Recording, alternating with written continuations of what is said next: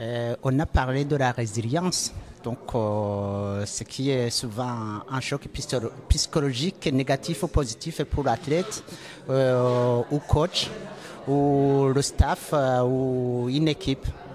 Donc c'est enrichissant puisqu'on est plusieurs sports qu'on se rencontre et on a des échanges qui nous permettent de nous-mêmes nous évaluer un peu où on en est sur cette question de résilience. Par exemple, on a une personne de boxe qui intervient, de karaté, pardon, d'autres qui ultimate.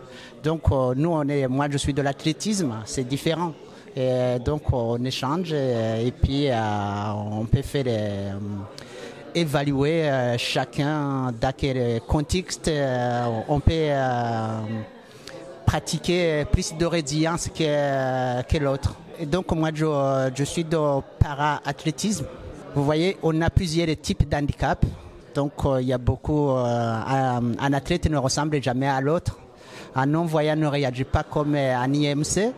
Un IMC ne réagit pas comme un amputé. Donc, un sport adapté n'est pas comme. Donc, on est obligé comment dirais-je, on est obligé d'adapter et agir quand il faut et prendre une solution positive toujours devant l'athlète. Ah oui, non, mais c'est très intéressant. C'est très intéressant. Moi, par exemple, j'avais commencé le séminaire qui a eu lieu à Chantilly. Et franchement, les échanges, c'est très important quand on est dans notre métier de coach ou manager d'une équipe. C'est très important d'avoir des échanges.